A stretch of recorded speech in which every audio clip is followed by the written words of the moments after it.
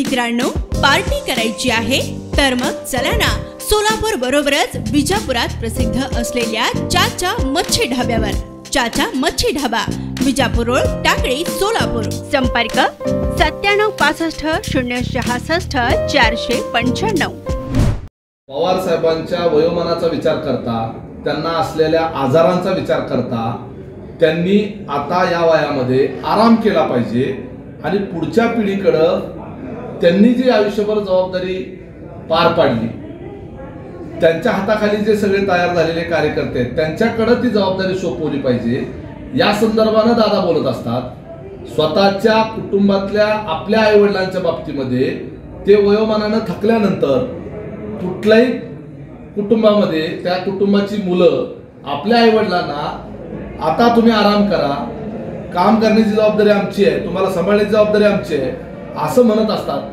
त्याचा उलटा अर्थ घेऊन अशा पद्धतीचं वक्तव्य करणं जितेंद्र आव्हाडांना अजिबात शोभत नाही।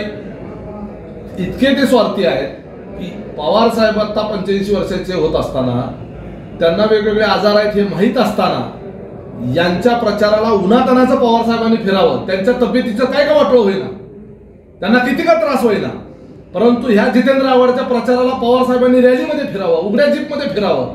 तिथं पवार साहेबांच्या तब्येतीची आणि वयाची काळजी वाटली नाही। त्यावेळेला पवार साहेब 83 वर्षाचे असताना जितेंद्र आव्हाडांनी उघड्या जीपमधून पवार साहेबांना उन्हातानाचं फिरवलं 3-3, 4-4 तास। माझा बाप म्हणायचं आणि स्वतःच्या बापाला उन्हातानाचं फिरवायचं। त्यावेळेला लाज नाही वाटली जितेंद्र आव्हाडांना, त्यावेळेला नाही काळजी वाटली शरद पवारांच्या तब्येतीची। त्यावेळेला माहित होते जितेंद्र आव्हाडांना की पवार साहेबांची तब्येत कशी आहे, पवार साहेबांना किती आजार आहेत। या वयामध्ये तुम्ही पवार साहेबांना राबवून घेता, त्यावेळेला त्यांच्या आरोग्याची काळजी त्यांना वाटली नाही। आणि तुम्ही अशा पद्धतीचं फक्त महाराष्ट्रातल्या जनतेला तुम्ही फक्त अशा भावनिक पातळीवर ब्लॅकमेल करायचा प्रयत्न करता। अजित पवार शरद पवारांच्या मृत्यूची वाट पाहत असतात। तुम्ही पवारांच्या कुटुंबातले, अजित पवार पवारांच्या कुटुंबातले पितृतुल्य, त्यांचंही त्यांच्यावर प्रेम आहे। तुम्ही सगळ्यांनी मिळून पवार साहेबांना अडकावून ठेवलेला आहे, तुम्ही सगळ्यांनी मिळून पवार साहेबांना घेरून ठेवलेला आहे। आज पवार साहेबांना सोडून अजितदादा पवार साहेबांना सोडून गेलेले नाहीये। एकत्रितरित्या पवार साहेबांच्या सकटतोडीत झालेला निर्णय होता आणि त्याला तुम्ही साक्षीदार आहे। तुम्ही काय झोपला होतात का? नशेमध्ये सही केली होती त्यावेळेला पत्रावर। भारतीय जनता पार्टीच्या सोबत सरकारमध्ये जाण्याच्या करता सही करणाऱ्यामध्ये जितेंद्र आव्हाड पण होते ना। गांजा पेला होता का दारू पेला होता त्यावेळेला जितेंद्र आव्हाड सही करताना?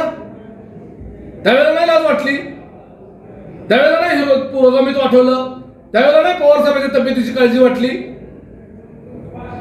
शेवटची निवडणूक आहे असं अनेक जण ज्येष्ठ झालेली मंडळी जी आहे ते सांगत असतात। परत कार्यकर्त्याच्या आग्रहाखातर निवडणुका लढवल्या जातात। हे महाराष्ट्राला काही नवीन नाही आहे, आपल्या इथं सुद्धा सोलापूर शहरामध्ये असा प्रकार घडलेला आहे।